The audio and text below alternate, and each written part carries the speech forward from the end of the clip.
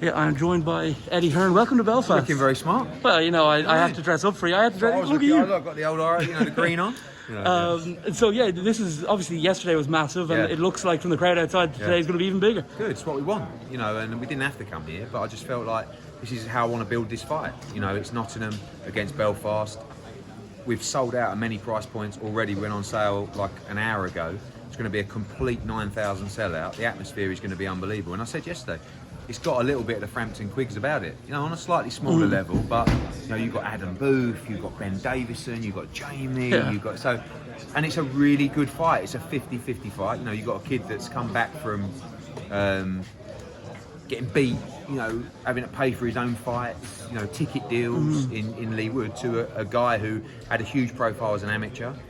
Hasn't been given everything as a pro, but is yet to be really tested. Maybe because he's very good. Yeah. Or maybe because he just hasn't fought that level of opposition. So people, I feel like, want to know how good Michael Conlan is, and you're going to find that in this fight. Do you think there's any chance you might bring Katie back to Ireland at some point? Yeah, we'd love to. I mean, look, the absolute objective now, of course, is to nail the Serrano fight, which I hope next week we'll have some good news for you on. But, we nearly came here for this fight, to Belfast. And obviously, look, we're 2 weeks after Wood against Conlan. We've got Warrington against Martinez. It's a natural fight for the winners to fight each other. This fight, I believe, will be upgraded to Super Championship as well. And it's a massive fight for both. Really big fight. What exactly is the hold-up with the Taylor Serrano? Is it Jake Paul causing problems, asking for too much? No, he's been really good, and his team. It's just a big fight, and it's just gearing up many different things, and we've been in a good place for a long time, and it's very finer details now that I expect to get solved this week. When you have your press conference like this with them, who leads? Who asks the questions? You or Jake? He can go. I'm going to let him go. I mean, I can't compete with him chat-wise. The worst thing you can ever do, as Dana White found out the other day, is actually try and, chat back to him. So I'm just going to stand up there. I'm going to say, as far as I'm concerned, this is the second coming of Muhammad Ali. You know what I mean? The greatest promoter of all time. And just let him go. Listen, I'm using Jake Paul in this fight, and he knows that, and he's using us as well to get paid for his fighter. But he's going to be a massive asset to this fight, because this fight is for history. It's the moment that women's boxing gets accepted as boxing to the wider global audience. And yes, I can preach to them, and DAZN can preach to them, but Jake can preach to a different kind of set of fans that can actually come in, watch, fall in love with, and help grow the sport. This is much bigger than just the biggest female fight of all time. This is a game-changing moment that when Katie came into my office 7 years ago, this is what we've been working towards, that moment where the world stops for women's boxing. Is this the first time you've ever admitted that someone can out-talk you? Yeah, probably. On the record? I don't mind. As I got a bit older, I've become a bit more humble. If you would have asked me 10 years ago, I would have said, he can't out-talk me, but, I don't 10 years ago, he would have been 15. He probably couldn't have. Maybe he can't out-talk me. I don't know, but I'm sure he can. But he can't out-talk me on boxing knowledge. That's true. But listen, when I did his professional debut. Yeah. Right? Serrano was on that card too. Yeah, exactly. And when I did Logan Paul against KSI, I saw the numbers. It's outrageous. But the argument was always me talking about the numbers and people saying, but okay, those people are watching. Are you saying they're going to turn into fight fans? That's our job. Once we get them in, we have to convert them to fight fans. We can't just say, oh, you've watched this fight, now come along for the ride. So we have to really make sure that people are engrossed in boxing, that they're engrossed in the narrative, like this fight. It's a good example of that. And that fight, Taylor Serrano's got it all. What are the odds that we actually see a purse bid tomorrow? I don't think so. We're ready, but no, I don't see it. And the rumor is that big offer you were talking about yesterday is that there's 15 there for AJ and 5 for Dillian Whyte. Is that true? No, I mean, there's substantial amounts of money available. There's people who want to try and make this route happen. But it's not just about the money, it's about the plan. Like AJ's not interested in you giving him some money and say, right, see you later, mate. Yeah. He wants to know what the actual plan is. Same with Dillian Whyte. Dillian Whyte's been waiting a long time. If he has to wait a couple more months, okay, but how does it work? And that's the hold-up, really. And right now, I still think the favourite is the two fights. But we'll see what happens. Have you actually gone to either of them with any sort of proposition yet? Not fully. I mean, there's a number of conversations that have taken place, but until we're in a position, obviously I work.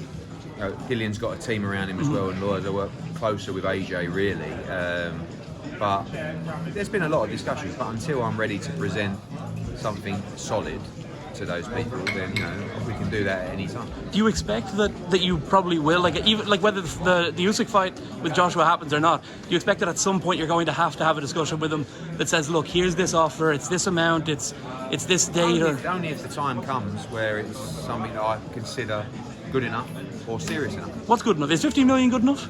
It's not just the money, as I said to you before. Sure. It's about the plan. We're not interested in the money and just okay. We could take the money, we could have a comeback fight with a new trainer, and then we could have a bigger fight versus the winner. Okay, but how is it locked in?